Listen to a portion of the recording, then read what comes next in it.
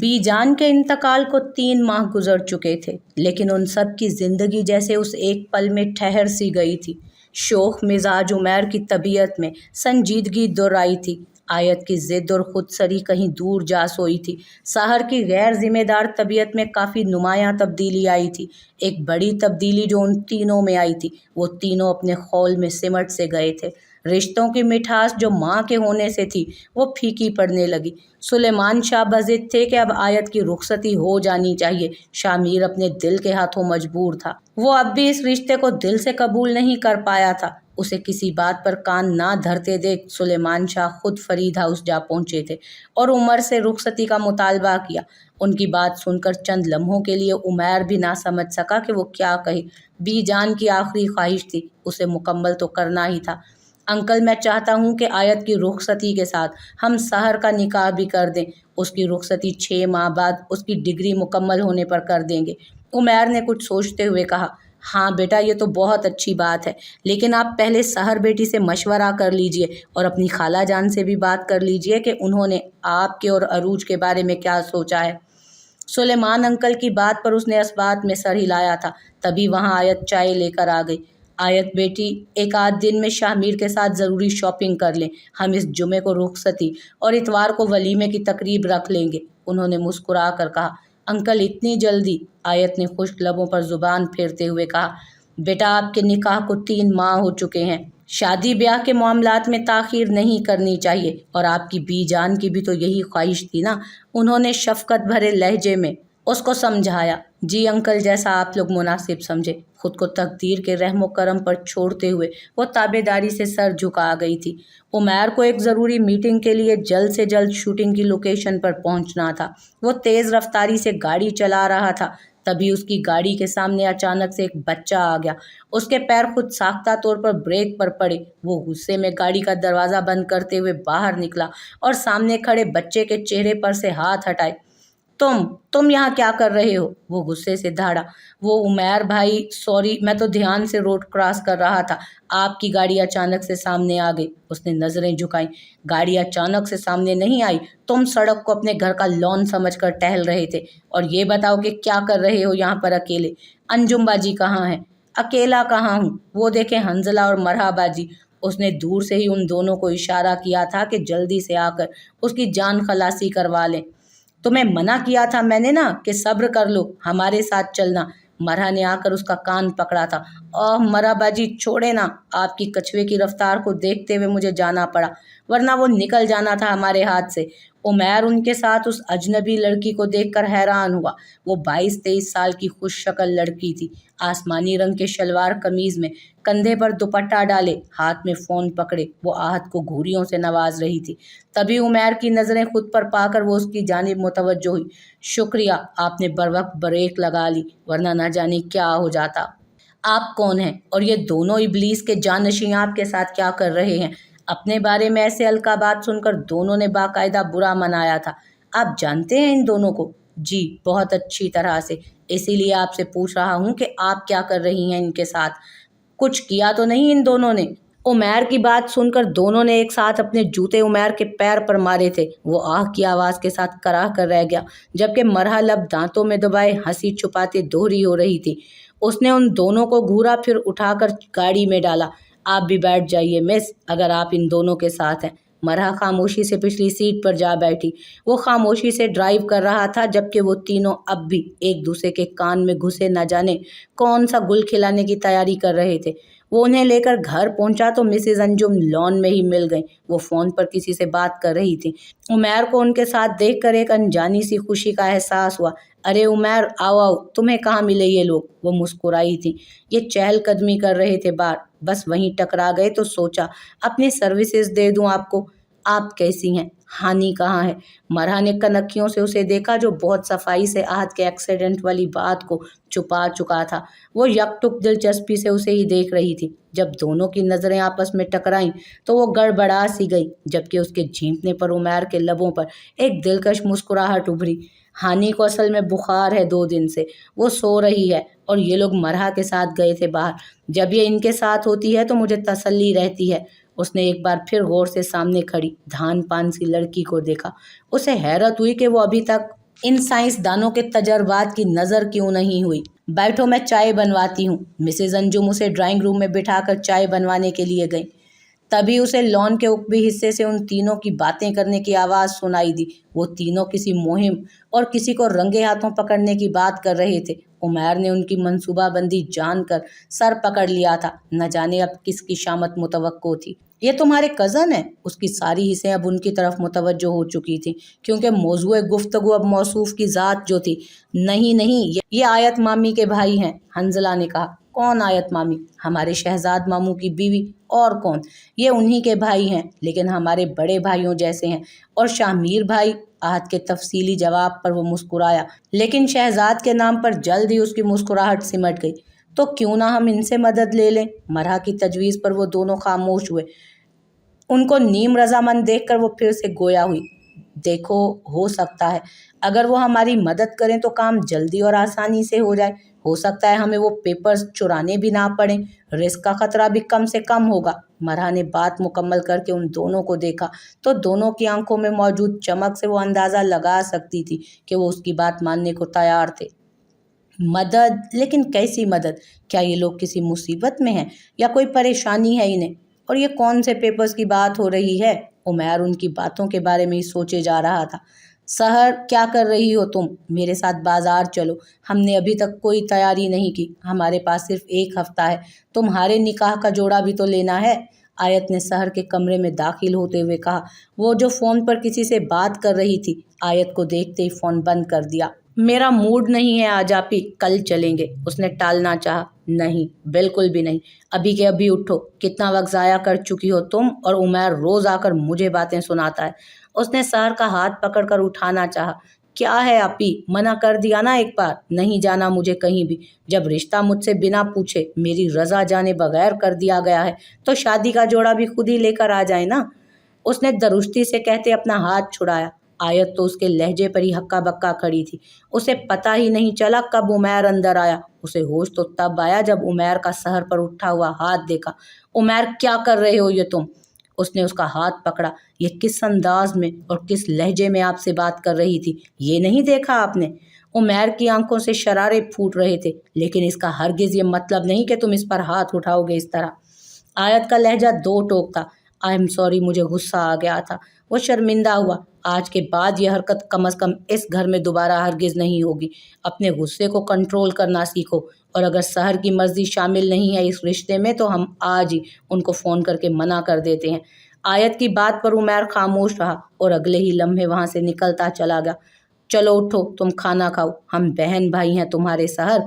जो भी करेंगे तुम्हारे भले के लिए ही करेंगे। और तुम भी हमारे किसी फैसले से मुतमईन नहीं हो तो बिला झिझक हमसे कह सकती हो। कब ऐसा हुआ है कि हमने तुम्हारी ख्वाहिशात को पसे पुश्त डालकर अपनी मर्जी मुसल्लत कर दी हो तुम पर? आयत की बातों ने उसे अच्छा खासा शर्मिंदा कर दिया था। आई एम सॉरी आपी, मुझे गुस्सा था कि मेरी ज़िंदगी का इतना बड़ा फ़ैसला और आप लोगों ने मुझसे एक बार भी नहीं पूछा।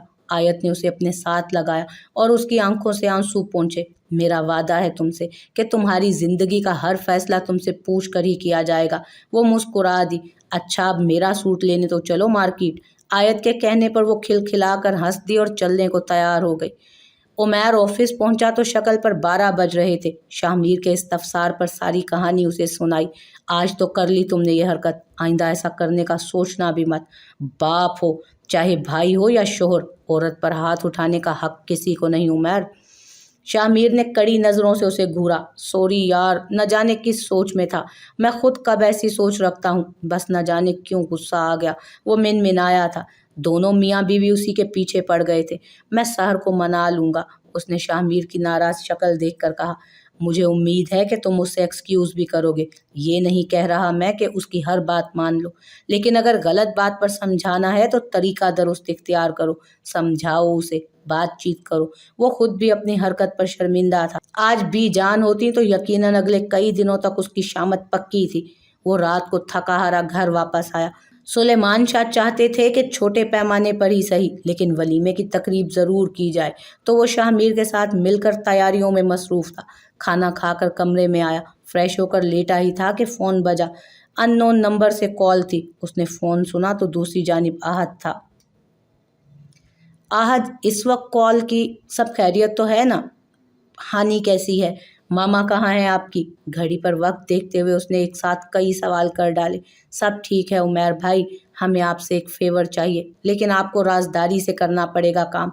आहद ने तमहीद बांधी। फोन स्पीकर पर था तो वो तीनों उमैर की बात को बआसानी सुन सकते थे। हाँ कहो, क्या काम है? वो हमतन गोश था। मिसेज अंजुम से वो आयत के रिश्ते से अच्छी तरह वाकिफ था। वो शहजाद की बड़ी बहन थी और बेवा थी। उसे भी वो अपनी बहन की तरह अजीज थी। आयत और शहजाद वाले मामले में उन्होंने हमेशा आयत का साथ दिया था, तो वो क्यों एक खुदगर्ज शख्स की वजह से उनसे ताल्लुकात खराब करता? आप मरहा बाजी से बात करें, ये आपको तफसीलन बताएंगी हर बात। उसने झट से कहकर गेंद मरहा के कोर्ट में डाल दी। आहद की बात पर वो सटपटाई थी। उसे उम्मीद नहीं थी कि आहद यूं उसे आगे कर देगा। जी कहिए, मैं सुन रहा हूँ, उसने दिलचस्पी से कहा था, जबकि मरहा ने उन दोनों को घूरा था। सबसे पहले उसने फ़ोन का स्पीकर ऑफ किया और लबों पर जुबान फेरते हुए मरी सी आवाज़ में सलाम किया। उमैर ने सलाम का जवाब देकर अपना सवाल दोहराया, जिसके जवाब में उसने सारी तफसील उसके गोश गुजार कर दी।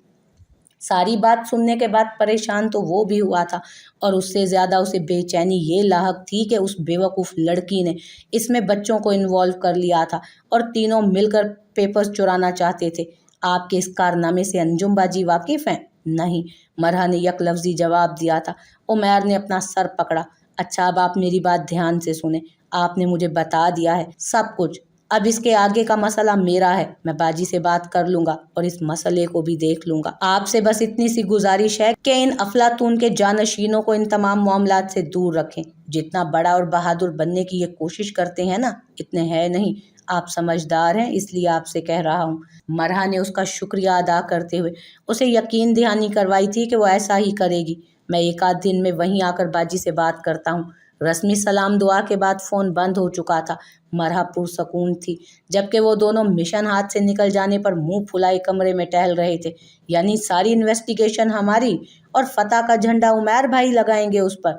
मरहा ने हंजला के सर पर चपत लगाई और चुप करके बैठने को कहा। वो बाबा के कहने पर अपनी शॉपिंग करने और कुछ ज़रूरी काम निपटाने मार्केट आया था, जहां उसे एक मशहूर रेस्टोरेंट में नाजिश और अमाया सिकंदर के साथ एक लड़का भी बैठा दिखाई दिया। वो लड़का उसके लिए अजनबी था। आज से कबल उसे उसने कभी नहीं देखा था। अमाया और नाजिश की ये दोस्ती न जाने क्यों खतरे का अलार्म लग रही थी।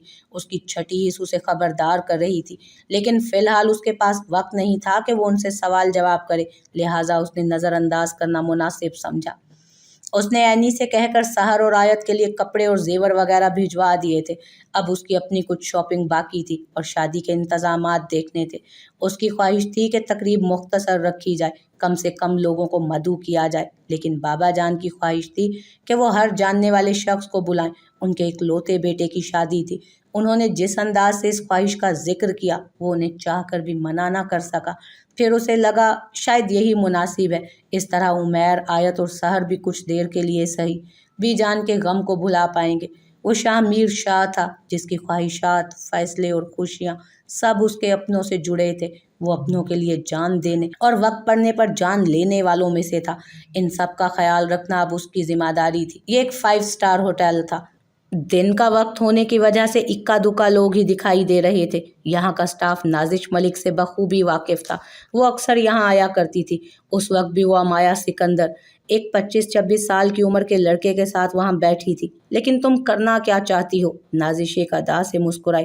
बस देखती जाओ, ये बिसात जो मैंने तैयार की है ना, देखते हैं शाहमीर अपने उस चहीते को मुंह के बल गिरने से कैसे बचाता है।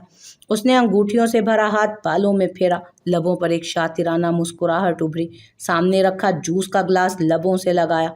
वो लड़का जो उन दोनों के साथ था, अब वहां से जा चुका था। उसका काम उसे बता दिया गया था और अब वो और अमाया वहां मौजूद थे सिर्फ।